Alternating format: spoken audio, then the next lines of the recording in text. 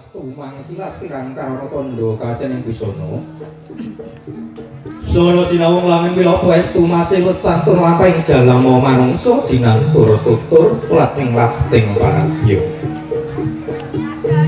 Wilur sita ngupamagya tumeng jaman Purwa adi-adi garwa witotan wonten pedhot.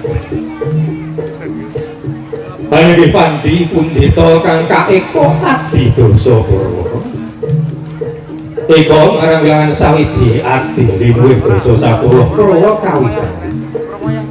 Pramila sinebat papan sewu tang angkut satu-satu tang angkut jigo.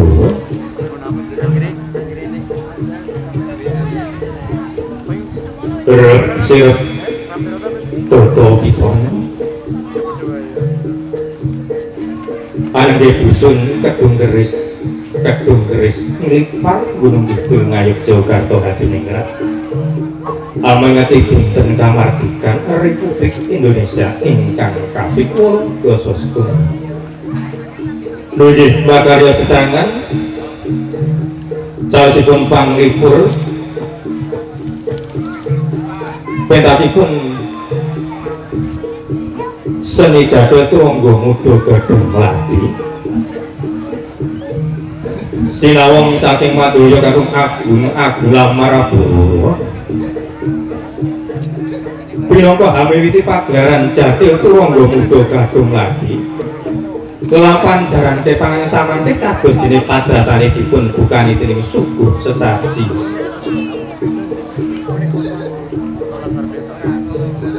Suwung Toto Pitana anenggih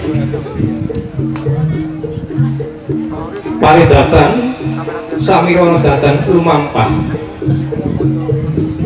obahing walang kumlahi siriring barat lamaruta dewa bilih punika perbawane sang Atmaja lan para tumaruna paraga jadil turangga muda gadung mladi anggenipun badhe beber caos panglipur anglaksanani suguh sesaji.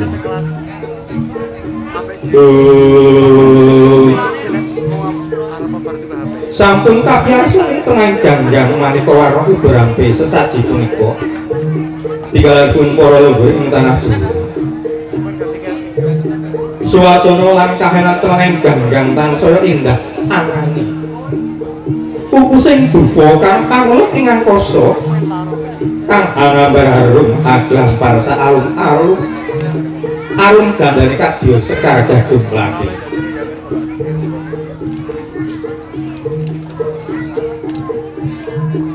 Sang bapa pawang jadil jumangkah lumampah mijil saking sanggar pangadibusana kairing dening para tumaruna lan Atmaja pangombyong liyane. Lumampah tumuju mring tengahing gelanggang badur lungguh sira tumpang ngadhep kiblat memuji mring Gusti Kang Murding dumadi. Kalamun cinandra lan sinawang kadya Brahmana lan para resi kang sumedhi ing jroning sanggar pamujan. Bebasan dipun wastani netra batin, netra ati hamung siji kang ana.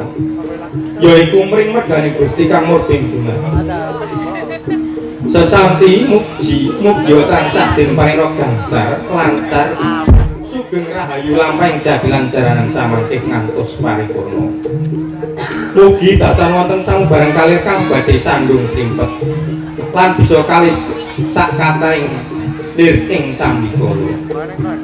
Pramila sinawang maneka warna uga rampi awujud parampika adik terbu awujud anteping kalbu utawi tekad lairan batos nyuwun kasantosanipun Murbing dan Gusti Kang Maha Luhur mugi sedaya paraga pangrawit jadiling samangke anggenipun beber saged pinaringan kekuat sahir lan batinipun tansah winantuk ing suka rahayu. Wontenipun cengkir gambaraken kencenging pikir katancang putring netra kanthi bedodo ing Gusti Kang Murbing. Nyuwun pangayumaning Gusti Kang Maha Sampurna mugi tumapak ing jadiling samangke saged lurus larja kalih lir ing sambikala. Wontenipun ron awar-awar sedaya rugida memala ingkang badhe tumuju mugi saged tawar saking daya pangasan Gusti Allah. Sedya kang ala aja tumeka yen tumeka datan tumawa sirna pikantuk daya panguwasan Gusti Kang Hardeloka.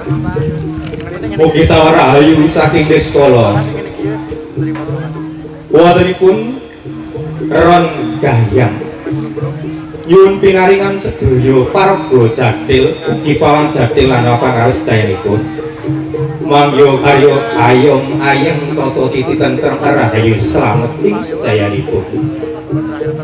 Lan ugi hambaten kakalungguhan wontenipun dadam ser mugi sedaya pikantuk daya panguwasane Gusti Kang Kawasa saged nawahaken daya pangaribu. Sirep sakala saking sengkala rubida memala kang saking tepis piring jagat wetan wangsul dumateng langitan.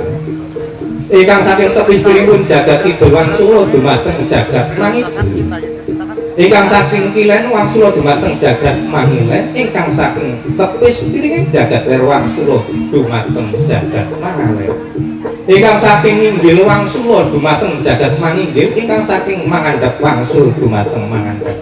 Mugi tumapaning gati babaipun pentas turangga muga gadung lati Purwa Madya Wusana kalis Nirbaya nir ing sambikala.